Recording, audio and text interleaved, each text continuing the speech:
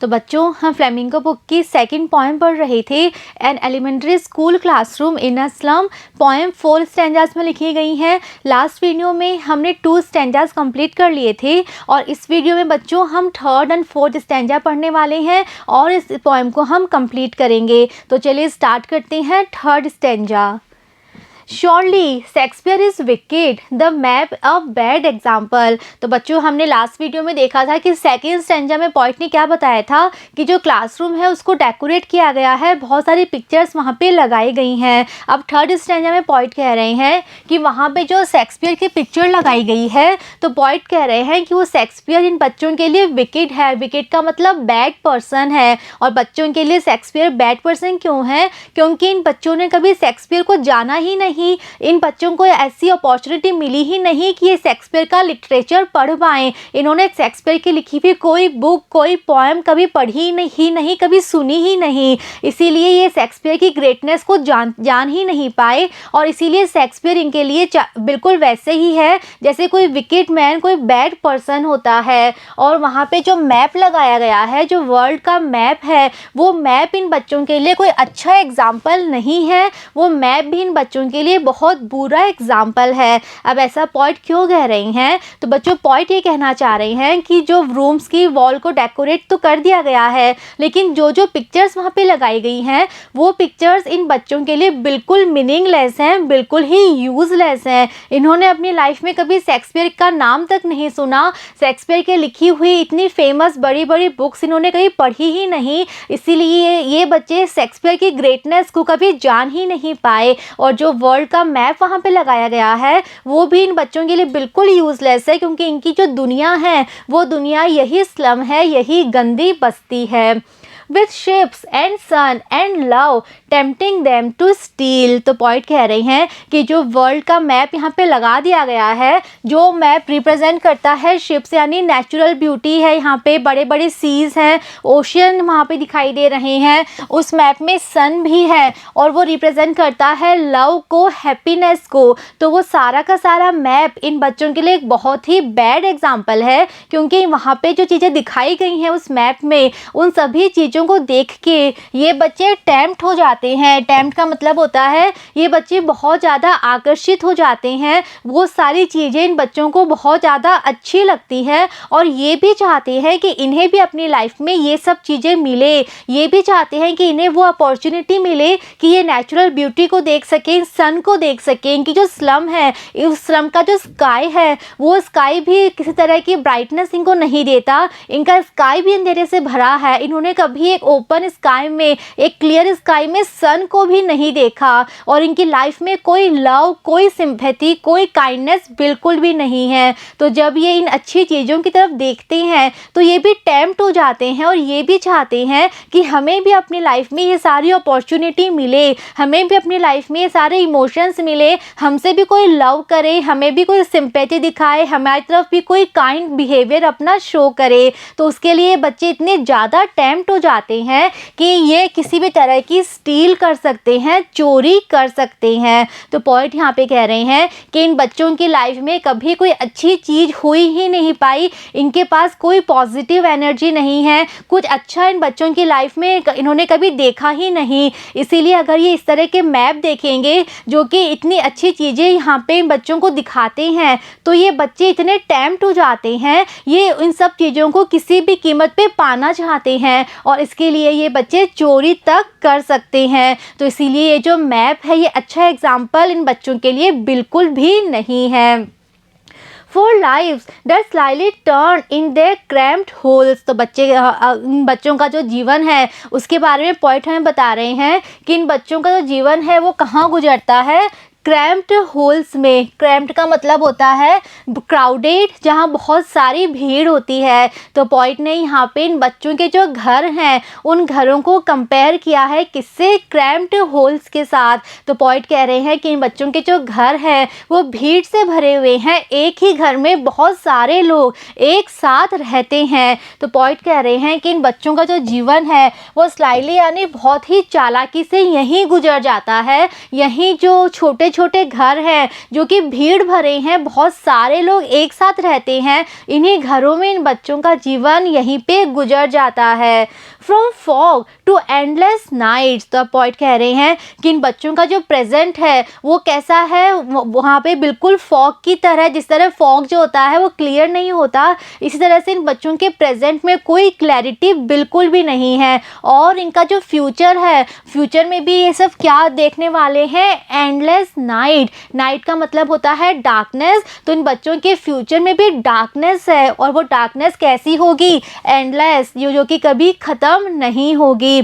तो पॉइंट ये कहना चाह रहे हैं कि इन बच्चों का जो जीवन है ये इन्हीं के छोटे छोटे गंदे घरों में गुजरने वाला है, जहाँ पे ये भीड़ की तरह रहते हैं, और इनका जो प्रेजेंट है वो तो बिल्कुल फॉगी है, उसमें कोई भी क्लैरिटी नहीं है, और इनका आगे चल के अपनी लाइफ में क्या देखने वाले हैं, एक ऐसी नाइट, एक ऐसी डार्कनेस जो कि कभी एंड नहीं होगी। On their slag heap, these children wear skins peeped through by bones। आगे पॉइंट कह रहे हैं कि इन बच्चों की जो लाइफ है वो कहाँ गुजरने वाली है, स्लैग हीप पे। हीप कहते हैं ढेर, और स्लैग होता है कचरा। तो पॉइंट कह रहे हैं कि इसी कचरे के ढेर पे इनका जीवन गुजर जाएगा। तो पॉइंट बताना चाह रहे हैं कि जो स्लम होती हैं, कच्ची बस्तियाँ होती हैं, वो कितनी गंदी होती हैं, किसी भी तरह की वहाँ फैसिलिटी नहीं होती, कचरे के ढेर पड़े होते हैं, नालियाँ नहीं होती, पानी इकट्ठा रहता है, वहाँ खड्डे होते हैं। तो इसी कचरे में इन बच्चों का जन्म हुआ है, ये यहीं पर बड़े हुए हैं, और यहीं पे इसी कचरे के ढेर पे इन्हीं गंदे छोटे घरों में इनका जीवन गुजरने वाला है। और आगे पॉइंट बच्चों के बारे में क्या बता रहे हैं कि ये जो बच्चे हैं ये इतने पतले होते हैं कि ऐसा लगता है कि इनकी जो स्किन है, उस स्किन में से इनके अंदर के जो बोन्स हैं वो क्या कर रही हैं, पीप थ्रू कर रही हैं, स्किन में से जो अंदर की बोन्स है वो बाहर निकल कर देख रही हैं। यानी कि पॉइंट कहना चाह रहे हैं कि ये बच्चे इतने गरीब होते हैं कि इनको भरपेट खाना तक नहीं मिल पाता, इसीलिए ये बच्चे बहुत ज़्यादा वीक होते हैं, और इतने वीक होते हैं कि इनकी जो स्किन है उस स्किन में से इनके अंदर की बोन्स तक भी बिल्कुल क्लियरली दिखाई देती है। तो बच्चों यहाँ हम इस पिक्चर के थ्रू समझ सकते हैं कि ये बच्चे कितने वीक होते हैं। जिस तरह से बच्चे की हाँ देख सकते हैं ना, एक एक बोन यहाँ पे दिखाई दे रही है स्किन में से, तो इसी तरह से पॉइंट कहना चाह रहे हैं कि ये बच्चे इतने पुअर होते हैं कि इन्होंने कभी भरपेट खाना तक नहीं खाया होता, हर तरह के हेल्दी डाइट इनको कभी नहीं मिलती, इसीलिए ये पतले होते होते ऐसे हो जाते हैं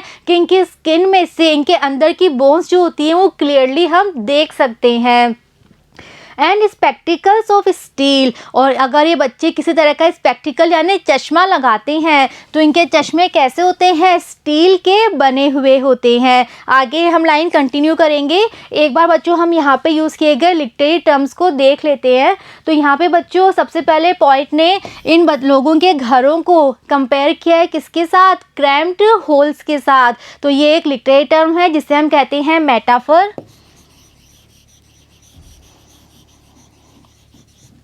तो यहाँ पे यूज़ किया गया है मेटाफर का, जब पॉइंट ने इनके घरों को कंपेयर किया है क्रैम्प्ड होल्स के साथ।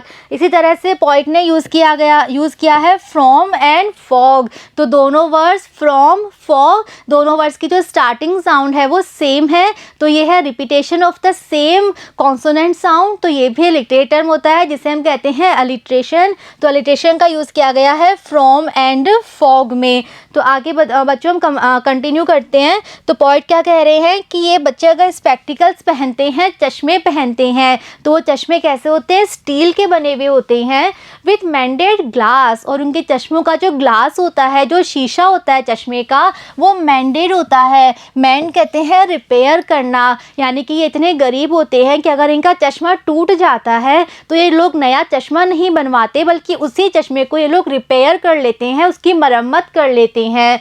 Like bottles beads on stones, तो इनके जो चश्मे होते हैं उसकी इतनी बार ये लोग मरम्मत करते हैं, अगर वो टूट जाता है तो बार बार उसको रिपेयर करते रहते हैं। तो इनके चश्मे कैसे दिखाई देते हैं, उन बॉटल्स की तरह दिखाई देते हैं, उन कांच की बॉटल की तरह दिखाई देते हैं, जिस कांच की बॉटल को पत्थर पे अगर हम बार बार फेंकेंगे तो जिस तरह से वो चकनाचूर हो जाती है बॉटल, जिस तरह से वो बिल्कुल जगह जगह से टूटी हुई दिखाई देती है, बिल्कुल उस कांच की बॉटल की तरह इन बच्चों के चश्मे हैं। जिन्हें कई जगह से बार बार रिपेयर कर दिया जाता है।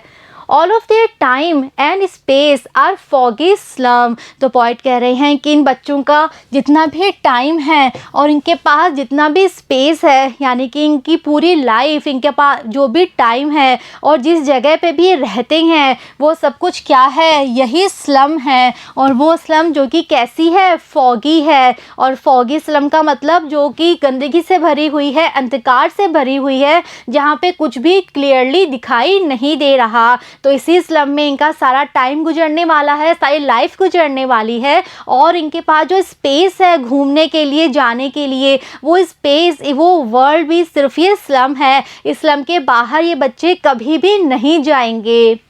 सो blot their maps with slums as big as doom. तो पॉइट कह रहे हैं थर्ड स्टेंजा के लास्ट लाइन में कि इन बच्चों की जो दुनिया है वो तो सिर्फ ये स्लम है, इसीलिए क्या करो, ये जो वर्ल्ड के मैप है जिस पे आपने इतनी ब्यूटीफुल सिटीज़ की पिक्चर्स लगा रखी हैं, रिवर्स की, माउंटेन्स की, हर तरह की पॉजिटिविटी की पिक्चर्स हैं, हर तरह की ब्यूटी को प्रेजेंट करने वाली पिक्चर्स हैं, इसी मैप को आप क्या कर दो, ब्लॉट कर दो। ब्लॉट कहते हैं मार्क करना। तो इन मैप को आप मार्क कर दो, इन मैप पे आप निशान लगा दो। किसका? इन बच्चों के स्लम का भी। यानी पॉइंट कह रहे हैं कि जिस तरह से आपने इस मैप के ऊपर सिटीज़ को मार्क कर रखा है, सिटीज़ की पिक्चर्स हैं और आपने मार्क कर रखा है कि ये वाला जो है इसका नाम ये सिटी है, ये वाला ये सिटी है, इसी तरह से आप इस मैप के ऊपर इन बच्चों का जो स्लम है उसको भी मार्क कर दो। इनकी जो स्लम है वो भी इस मैप के ऊपर आप शो कर दो। और उतना ही बिग, उतने ही बड़े बड़े वर्ड्स में उतनी ही क्लियर पिक्चर्स इन स्लम्स की होनी चाहिए जैसे कि डूम की होती है। अब बच्चों डूम कहते हैं किसी भी तरह के डिस्ट्रैक्शन को। तो पॉइंट कह रहे हैं कि जो सिटीज़ हैं, जो ब्यूटीफुल इमेजेस हैं, वो रिप्रेजेंट करती हैं पॉजिटिविटी को, एक पॉजिटिव एटीट्यूड को। और इनकी जो स्लम है वो रिप्रेजेंट करती है नेगेटिविटी को, डिस्ट्रैक्शन को। और जो सिटीज़ हैं वो रिप्रेजेंट करती हैं प्रॉस्पेरिटी को। तो पॉइंट कह रहे हैं कि जिस तरह से आपने यहाँ पे ब्यूटीफुल पिक्चर्स लगाई हैं, प्रॉस्पेरिटी की, हैप्पीनेस की पिक्चर्स हैं, पॉजिटिविटी की पिक्चर्स हैं, उसी तरह से इन बच्चों का जो स्लम है आप इसकी पिक्चर्स भी लगा दो और उतनी ही बड़ी लगाओ जितनी बड़ी आपने सिटीज़ की पिक्चर लगाई है। और इन बच्चों का जो स्लम है ये रिप्रेजेंट करता है डिस्ट्रैक्शन को, नेगेटिविटी को। तो स्लम की पिक्चर भी आप मैप पे लगाओ, तभी बच्चे उस मैप के साथ एक कनेक्शन फील कर पाएंगे। क्योंकि अभी आपने जो मैप लगाया है, जो बड़ी बड़ी ब्यूटीफुल सिटीज़ का मैप है, वो इन बच्चों के लिए बिल्कुल ही यूजलेस है, मीनिंगलेस है। तो इसीलिए अगर आपने इनके रूम में वो मैप लगाया है, तो अगर आप उस मैप को इन बच्चों के लिए मीनिंगफुल बनाना चाहते हो तो उस मैप पे आप बच्चों के स्लम को भी शो करो, क्योंकि इन बच्चों की दुनिया तो ये स्लम ही है। और जिस तरह से ब्यूटीफुल सिटीज़ रिप्रेजेंट करती हैं प्रॉस्पेरिटी को, ब्यूटी को, हैप्पीनेस को, लेकिन इनका जो स्लम है ये रिप्रेजेंट करेगा डिस्ट्रैक्शन को और नेगेटिविटी को। तो बच्चों यहाँ पे हम कुछ लिटरेचर टर्म देख सकते हैं। यहाँ पे यूज़ किया गया है लाइक का, और पॉइंट ने बच्चों के स्पेक्टिकल्स को, बच्चों के चश्मे को कंपेयर किया है किसके साथ? कांच की बॉटल्स के साथ। ऐसी बॉटल्स जिन्हें कि हम बार बार अगर पत्थर पे फेंकेंगे तो वो टुकड़े टुकड़े हो जाती है। तो कंपैरिजन में यूज़ किया गया है लाइक। तो ये लिटरेचर टर्म हम बच्चों पढ़ चुके हैं बहुत बार, ये होता है सिमिली। तो यहाँ पे यूज़ किया गया है सिमिली का। इसी तरह हम देख सकते हैं bottles and bets. Bottle, bets, again repetition of the same consonant sound. तो यहाँ पे यूज़ किया गया है अलिट्रेशन का। तो यहाँ पे इस लाइन में हम देख सकते हैं use of alliteration, bottles and bets. तो यहाँ पे बच्चों कंप्लीट होता है थर्ड स्टेंजा। आगे देखते हैं last stanza, fourth stanza of the poem. Unless governor, inspector, visitor, this map becomes their window, and these window that shut upon their lives like catacombs। तो बच्चों अब तक हमने 3 स्टैंजास पढ़े हैं और तीनों स्टैंजास में पॉइंट ने जो स्लम के बच्चे हैं उनकी लाइफ कैसी है उसके बारे में हमें बताया है। फर्स्ट स्टैंजा में पॉइंट ने बताया था बच्चों के बारे में, बच्चे कैसे हैं। सेकंड स्टैंजा में हमने पढ़ा था क्लासरूम कैसा है उसके बारे में। और थर्ड स्टैंजा में पॉइंट ने हमें बताया था कि इन बच्चों की लाइफ कैसी है, इनका फ्यूचर कहाँ पे गुजरने वाला है और किस तरह से हर तरह की ब्यूटी और हैप्पीनेस इन बच्चों के लिए बिल्कुल मीनिंगलेस है। तो जो स्टार्टिंग के 3 स्टैंजास थे उसमें पोएट ने एक प्रॉब्लम प्रेजेंट की है हमारे सामने, एक सिचुएशन हमें दी है कि जो स्लम के बच्चे हैं उनकी लाइफ किस तरह से है, उनको कोई भी अपॉर्चुनिटी नहीं मिल पाती, उनके साथ इतने सालों से इनजस्टिस होता आया है, कितनी सारी इनइक्वालिटी को उन्हें फेस करना पड़ता है। लेकिन इस लास्ट स्टैंजा में पोएट अब हमें एक सॉल्यूशन दे रहे हैं कि किस तरह से हम इन बच्चों के जीवन को चेंज कर सकते हैं, एक पॉजिटिव एटीट्यूड हम ला सकते हैं, एक पॉजिटिविटी इन बच्चों को हम दे सकते हैं। तो लास्ट स्टैंजा में पोएट हमें एक सॉल्यूशन बता रहे हैं इन बच्चों की लाइफ को चेंज करने के लिए। तो पोएट कह रहे हैं कि अगर हमें इन बच्चों की लाइफ में कुछ अच्छा करना है, आज तक ये बच्चे जिस तरह की अपॉर्चुनिटी से इतने दूर रहे हैं, जिस तरह का इनजस्टिस इनके साथ होता आ रहा है, अगर हमें ये सब चेंज करना है तो कैसे होगा? इसके लिए गवर्नर, इंस्पेक्टर, विजिटर्स को आगे आना होगा। तो पोएट कह रहे हैं कि जितने भी पावरफुल लोग हैं, ऑथराइज्ड लोग हैं, जो पॉलिसी मेकर्स हैं, जो कि गवर्नमेंट में काम करते हैं, जो पॉलिसीज़ बनाते हैं और उन पॉलिसीज़ को एग्जीक्यूट करते हैं, जो पावरफुल लोग हैं, उन्हें आगे आना चाहिए, उन्हें अपनी रेस्पॉन्सिबिलिटी समझनी चाहिए, उन्हें देखना चाहिए कि जो स्लम के बच्चे हैं हम इनके लिए भी काम करें, हम इनकी लाइफ में कुछ अच्छा चेंज लेकर आए। तो पोएट कह रहे हैं कि जो गवर्नर हैं, इंस्पेक्टर है, जो विजिटर यहाँ पे आते हैं बड़े बड़े, चाहे वो बिजनेसमैन हो, चाहे कोई भी यहाँ पे जो आता है डोनेशन देने के लिए आता है, तो उन सभी की ये रेस्पॉन्सिबिलिटी है कि वो क्या करें, ये इस मैप को, जो मैप यहाँ पे लगा हुआ है वर्ल्ड का मैप, इस मैप को इनकी विंडो बना दो। और अभी तक तो इन बच्चों की विंडो क्या है, क्लासरूम की विंडो, जिसके बाहर इनको सिर्फ और सिर्फ क्या दिखाई देता है, अपना स्लम दिखाई देता है। तो पोएट कह रहे हैं कि इन विंडोज़ को तो तोड़ दो और जो ये वर्ल्ड का मैप है, जो दुनिया है, जो एक्चुअल ब्यूटीफुल दुनिया है, इस दुनिया को आप इन बच्चों की विंडो बना दो। These window that shut upon their lives like catacombs। तो पोएट कह रहे हैं कि अभी जो ये विंडो है क्लासरूम की, इन विंडोज ने तो क्या कर दिया, इन बच्चों के जीवन को शट कर दिया, बंद कर दिया, कैद कर दिया। बिल्कुल किसकी तरह? कैटाकॉम्स की तरह। कैटाकॉम्स बच्चों हम यहाँ देख सकते हैं, पुराने समय में ये एक अंडरग्राउंड गैलरी हुआ करती थी जहाँ पे डेड बॉडीज़ को रखा जाता था, उसे कहते हैं कैटाकॉम्स। तो पोएट कह रहे हैं कि जिस तरह से कैटाकॉम्स होते हैं जहाँ पे डेड बॉडीज़ होती हैं, जहाँ पे बिल्कुल मरे हुए लोग होते हैं, उसी तरह से जो विंडोज़ हैं इन्होंने इन बच्चों की लाइफ को बंद कर दिया है। वो यहाँ से बाहर नहीं निकल पा रहे, उनकी ग्रोथ, उनका डेवलपमेंट, उनकी लाइफ सब कुछ यहीं पे कैद होके रह गई है। इसीलिए इन विंडोज़ को आप तोड़ दो और जो वर्ल्ड का मैप है वो इन बच्चों की विंडोज़ बना दो। Break O break open till they break the town. तो पोएट कह रहे हैं कि इन विंडोज़ को आप तोड़ दो, और कब तक तोड़ दो? जब तक ये बच्चे टाउन तक ना पहुंच जाएं, जब तक ये बच्चे बिग सिटीज़ तक ना पहुंच जाएं। तो पोएट कह रहे हैं कि जितने भी ऑथराइज्ड लोग हैं, पावरफुल लोग हैं, पॉलिसी मेकर्स हैं, ये उनकी रिस्पॉन्सिबिलिटी है कि वो इन बच्चों के लिए कुछ अच्छा करें। और क्या करें? वो यहाँ आए और इन बच्चों को टाउन तक लेकर जाएं, इन बच्चों को दिखाएं कि एक्चुअल में दुनिया क्या होती है, दुनिया कितनी ब्यूटीफुल है। ये जो स्लम है, गंदगी से भरा हुआ, कचरे के ढेर से भरा हुआ, ये इनकी दुनिया नहीं है, बल्कि एक्चुअल वर्ल्ड क्या होता है वो इन बच्चों को आप दिखाओ। And show the children to green fields and make their world. और साथ ही साथ इन बच्चों को ग्रीन फील्ड्स आप दिखाओ, हरे भरे मैदान इन बच्चों को दिखाओ। तो ग्रीन फील्ड्स का मतलब है हर तरह की नेचुरल ब्यूटी जो इन्होंने अपनी लाइफ में कभी देखी ही नहीं, वो नेचुरल ब्यूटी आप इन बच्चों को दिखाओ। और इन बच्चों का जो वर्ल्ड है वो वर्ल्ड उस नेचुरल ब्यूटी में ही बनाओ। तो अभी तक इन बच्चों का वर्ल्ड यही स्लम है, तो इस स्लम से इन्हें बाहर लेके जाओ, इन्हें बिग सिटीज़ दिखाओ, इन्हें नेचुरल ब्यूटी दिखाओ। Run azure on gold sand, और क्या करो, एज्योर कहते हैं ब्लू स्काई, इन बच्चों को आप ब्लू स्काई दिखाओ। यहाँ स्लम का स्काई कैसा है, अंधकार से भरा हुआ है, तो इन्होंने अभी तक एक क्लियर ब्राइट स्काई तक नहीं देखा, तो आप इन्हें ब्लू स्काई दिखाओ, क्लियर स्काई दिखाओ। और इन्हें क्या दिखाओ, गोल्ड सैंड दिखाओ। तो बच्चों गोल्ड सैंड होती है बीचेस की सैंड, यानी कि जो सी के पास की सैंड होती है वो। तो पॉइंट कह रहे हैं कि आप इन्हें सी, रिवर, ओशियंस दिखाओ, आप इन्हें ब्लू स्काई दिखाओ, आप इन्हें वहाँ लेके जाओ।